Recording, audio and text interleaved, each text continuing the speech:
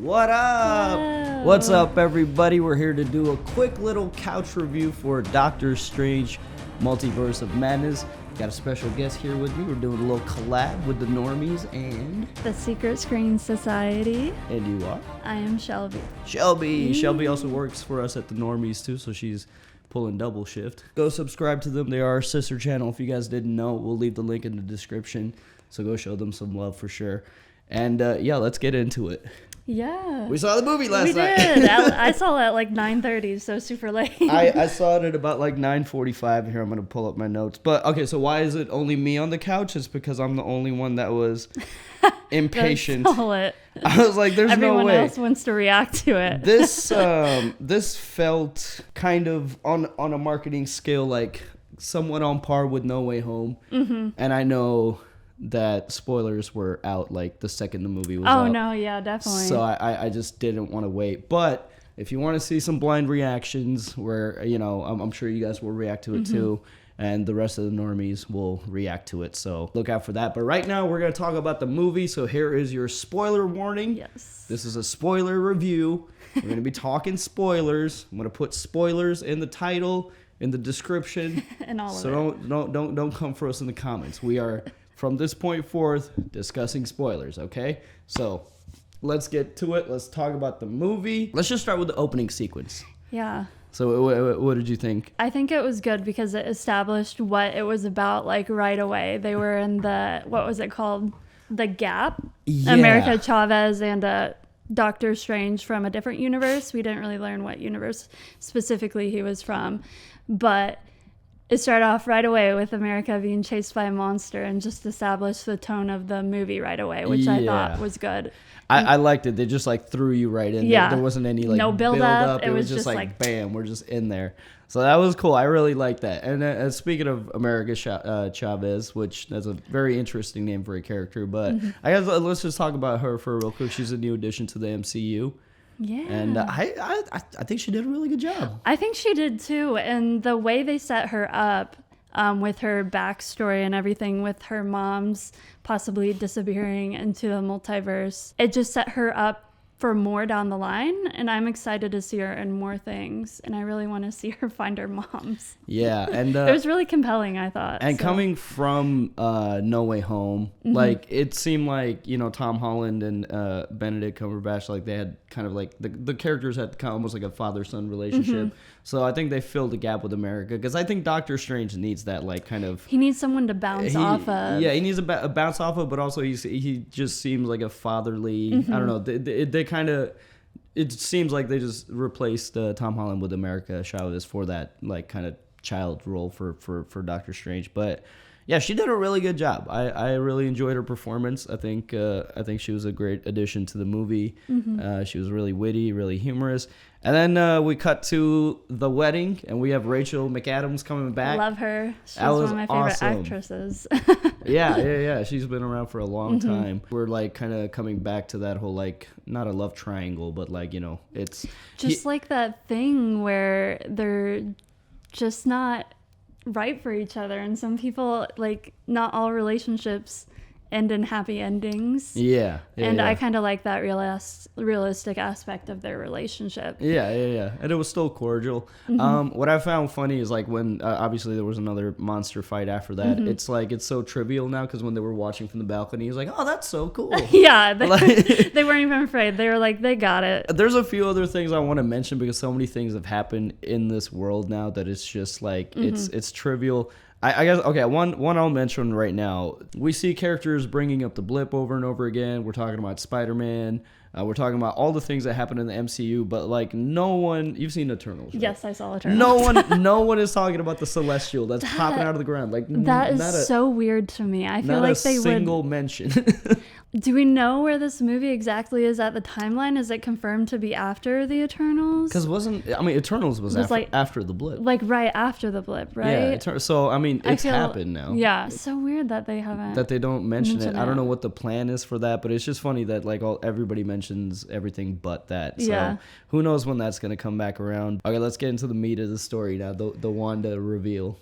That I have to say, they revealed her to be I think we all expected her to be the villain, but I didn't expect her to go that hard that early. Man, I felt like it was like that. I actually didn't expect it at all. Didn't? I did not, because like okay, when I was first watching the trailers, I was like, man, they're showing a lot, but like I got no indication. Maybe I didn't watch the trailers close enough, but I got no indication that I thought Wanda and Doctor Strange were gonna like team up, and do some shenanigans. But her being the villain was a crazy reveal. To you? It was a huge surprise. I was like, what? I love that. I'm kind of disappointed that it wasn't a surprise for me, but I did like the choice of them doing it so early on. It reminded me of like, this is a weird comparison, Hereditary in a way. I don't know if you've seen that one, but they did this twist like right at the beginning of the movie and just like completely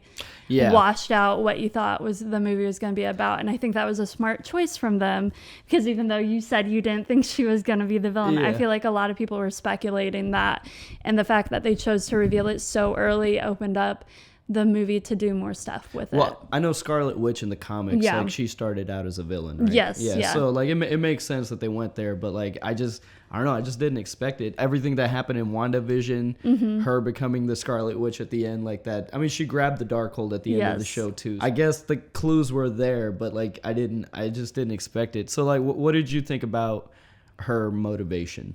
Like, I mean, it wasn't anything new. I think that was pretty well established that she, at the end of WandaVision, that she did free everyone in the town, but the fact that she grabbed the Darkhold at the end, it was pretty obvious that her children were still her motivation going forward. Yeah. I was a little surprised at the lengths that she would go.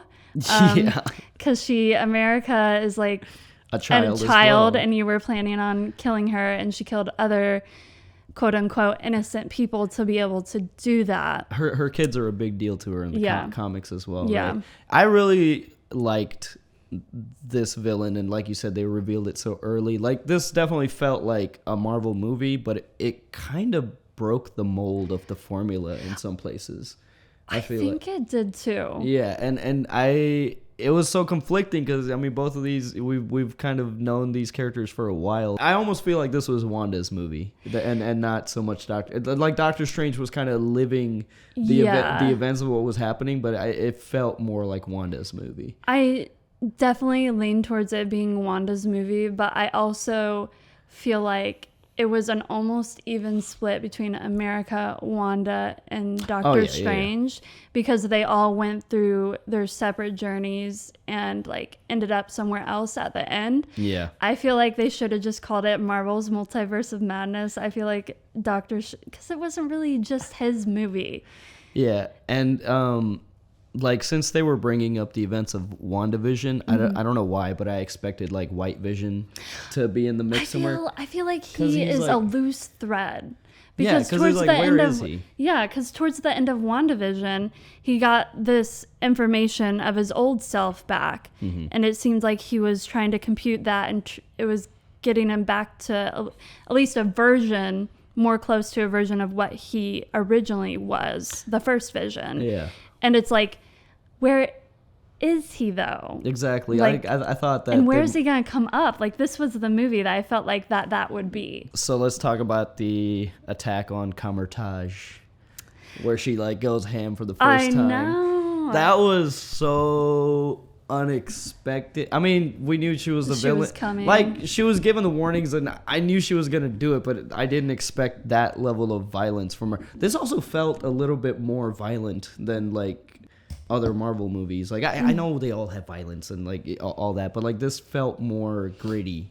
This felt more graphic. Like, like with like they would close up on the charred bodies and like the burning bodies. Like it felt super violent. And I think they did that on purpose, because like they are trying to make Wanda a villain. She's such a popular character, and I think that was like a choice for them to do, to show what she is like capable of, and like she's this complex character that has motivations that are like believable. Understandable and believable, but like the emphasis on that was to show like the means that she will go to get what she wants. It was a really good villain for this movie, and Elizabeth Olsen's acting was just phenomenal. Yes, I agree. She absolutely stole the show. My favorite part was actually at the attack on the Kumartage.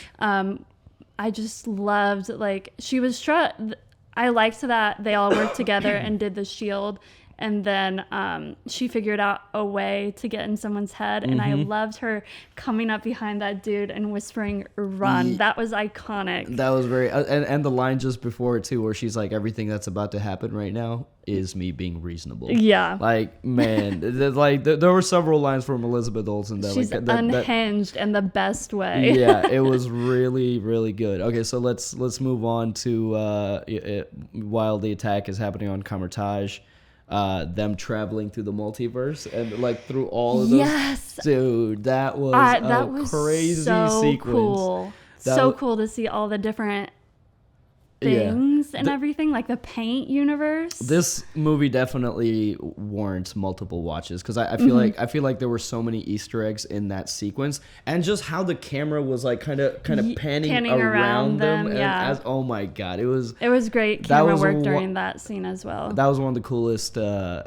Doctor Strange movies had the coolest CGI, like when he. Even in Kamar-Taj, when she stepped on that thing and she was in that, like, how the fractals come into play and the mirrors come into play. And how she came out of the reflections. I loved really that. Good. Those special effects were so good. Before we move on to the second half of the movie, I just want to talk about like Sam Raimi. And like he's obviously very well versed in the horror genre. He's done a lot of work on a lot of horror movies. I feel like that's where his comfort is, and this definitely felt like a horror movie. Like this was a horror movie. I agree, for sure. Especially I think this would have Marvel. I think this would have made for a really good like Halloween release. It would have. Yeah. I think so. But yeah, this felt more like a horror movie than anything else. Especially with everything that happens in the rest of the movie. With so let's talk about the Illuminati. We're skipping quite a bit between them traveling through the multiverse, but like that's the next major thing is like them meeting the Illuminati, which was so cool. My only critique is that I wish we got more time with them. Yes. I think we were spoiled with No Way Home, into where both the Spider-Men were, well, Tobey Maguire and Andrew Garfield were brought in like, Jesus, they were brought in. That's the rain, folks. That is the rain and the thunder. They were brought in way before I thought they were going to be. I thought they were just going to be like little cameos, but they actually were interwoven into that story that didn't feel like it was just fan service. This felt like more fan service because I felt like we didn't get enough time with them, and I wish they were more integrated to the story. The only person that I was satisfied from Earth 838 was Rachel McAdams, Christine, in that one. I felt like we got more of her, and she had a through line that actually mattered for her character. So I agree with you. I definitely wish we had more time, but I think what they were basically doing there is just confirming some things, for future movies, because like there's so many multiverses, like those characters, like everybody's been talking about John Krasinski as Mr. Fantastic. Everybody's been talking about that. Everybody's been wanting that. Gasped. There were a lot of rumors about Tom Cruise coming in as Iron Man 2, which I was kind of expecting, but that didn't happen. But like this is what Marvel is good at with their trailers, is they'll give you like a really big nugget in the trailer with Patrick Stewart's voice. We were like, okay, so he's definitely in there. But John Krasinski to pop up as the first person in that scene. Yeah. I like my jaw dropped. I was like, no fucking way. The whole audience gasped at the theater that I was at. Yeah, that was a really good one. And then Captain Carter. Yeah. They did Captain Carter. Is it with Black Bolt? Black Bolt. So I didn't know this, but he's the same actor from the Inhumans show. Yeah, I looked that up as well. I didn't know that either. Yeah, so that was a cool little detail. I mean, it was fan service for sure, but it was crazy. But no, it was still cool. Don't get me wrong. I still loved it. And then we have Maria Rambeau as Captain Marvel instead of and I think she Carol killed Danvers. She did great. I loved it. She did great. She had more of like a I don't know. She carried that character a little bit. I don't know. So then, Wanda dream walks and the attack on the Illuminati. Yeah. Have you seen Invincible? I have not. Oh my God. Okay, well, if you know, like, that's what it reminded me of. Is like that whole sequence was like very graphic, violent. Like they really took it there. But like her chasing in the tunnels, chasing after Doctor Strange, Yes. America, that felt very horror movie. It's like, where is she gonna get you? And I wanted to mention the scene where Professor X tries to get in her head. Yeah. That was probably my favorite scene out of the whole attack on the Illuminati Dude, thing. it was so good. And then the 97 X-Men theme comes in, Yes. dude. Oh my God. It Yes. was so good. That and was her like just snapping his neck while not even being there. That was just horrifying. that was but like that it's so like she took out so many. She took out Captain Marvel. She took out so many heroes. Like it was She's just so strong. She took out everybody just to kind of show how strong she is and how unhinged she is. And again, like Elizabeth Olsen's acting when she's like kind of like dragging her feet. Like, man, it's like she literally only had one thing on her mind, and it was really, really well done. I'm skipping to Evil Strange, where they had the music fight. I know that was really cool. It was. I think that's what this movie did really well, is how the music incorporated with the not the jump scares, but like the more like pronounced moments. And like the musical score was really, really well done. The musical score was really good. The person that did Nightmare Before Christmas. Oh, really? Yeah. Okay. Well, there you go. And among other things, he did, I think, I wrote it down, but I'd have to go through my notes. He also did one of the Batman, like in 1989. Did you take maybe? notes while you were watching the movie? No, I did this based off of your notes. I thought about doing that, and as soon as the movie started, I was like, there's no you can't take your eyes off the screen. Yeah, that was just a really creative fight with the musical notes. It was, and just like, I liked how they did that because it incorporated that they're magic, and it's just not like your average combat, and they did something really cool with that. Yeah, it's like if you're gonna have magic people fighting, do it in a magical way and not just like a boring old fashioned fist-to-fist fight. That's where I think this movie kind of broke the mold of like the MCU formula. Like it still definitely followed that formula, but like the fights were unique, and like it was something that we've not seen before really. And the whole notion of like sorcery versus witchcraft, like there was a distinction made. So that was just really cool to see. And then after Evil Strange is defeated, we go to dream walking with Zombie Strange. That was so fucking cool. That was everything in this movie was just unexpected. Yeah, that was so cool, and I liked that because it like brought back that original Strange, and I just love when stuff has callbacks like that and has a through line and a foreshadowing. It just feels so satisfying when it happens. And how he used the souls as wings. Oh man, that was so cool. That was visually like stunning, I think. Do you agree with Wanda calling Strange a hypocrite? See, it's just it's like yes and a no. Yeah, this brings up something because Doctor Strange is a complex character as well, which I think is brought up a lot in this movie. Christine keeps on saying, all you strangers are the same. Are they all destined to go too far? It's like that Batman quote, you live long enough to see yourself become the villain, or you die a hero, or whatever. His only option was to use the Darkhold to save the universe, essentially. Yeah. He could only do that. So he was between a rock and a hard place. Even in the fighting Thanos, like he had to make a controversial call. Yeah, like it's blipping people, and he knew Tony was gonna die at the end. There's always collateral, and he's not afraid to do that. And I mean, that doesn't make, I don't know. Doesn't make him bad, but it's but it's also like he compromises his morals, or even if he has those morals, I feel like we need to get to know him better. Yeah. I feel like he's as complicated as a character as Wanda is. Oh, and, yeah, for sure. But he's just I understand where Wanda is coming from, because like she pointed out at the beginning too how like he does something, he's called a hero. She does something, she's called a villain. But she's doing it for the wrong, wrongest reasons possible. Exactly. But it's understandable. This is what I like about MCU movies is they have just insane patience to like sow the seeds for a character's development, and it, you know, in the next few projects you see the payoff. So obviously since Endgame, with Vision's death, like they sowed the seeds there for her becoming unhinged. We did a whole 10-episode series with WandaVision of showing how unhinged she is.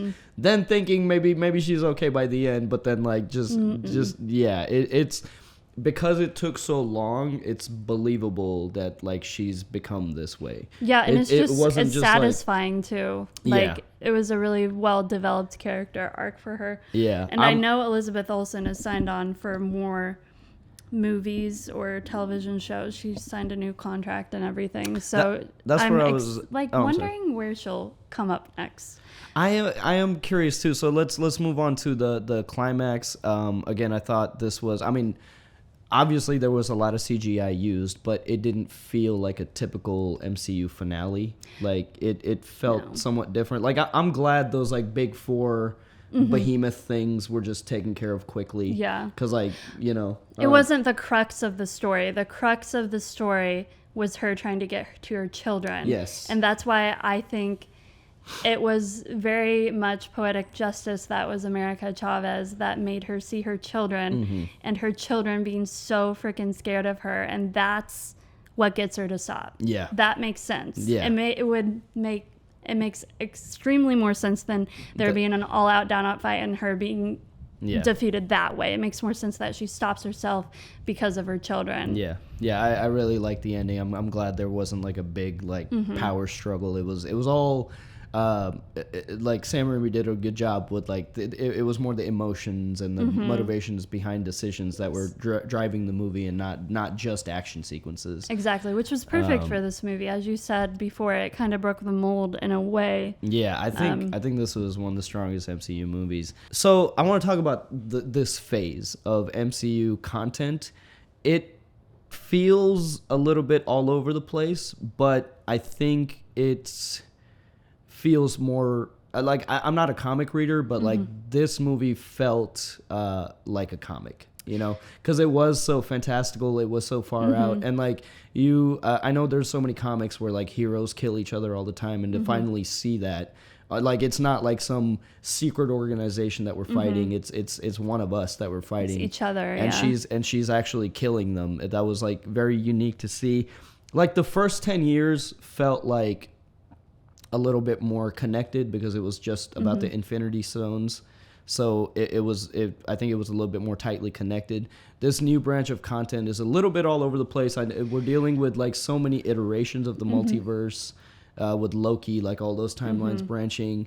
That it feels a little bit all over the place, but it feels a lot grander, a lot more fantastical. And I think that's what the comics it's the spirit of the comics. I feel like there's so many iterations in the comics, and it's like the first couple phases were like establishing this universe and as a stronghold so that they could get to this point to where they can do whatever they want, and people will still go see everything and watch everything on Disney Plus, regardless if they're diehard fans and everything. And I think it makes sense that it's all over the place because we've entered the multiverse. Because that's what the comics are. The comics are just like these standalone stories sometimes, but they're all connected in the same universe. So I think whatever they're doing, they're still killing it. They're still very much killing it. They've opened it up now to they can do whatever, wherever, however.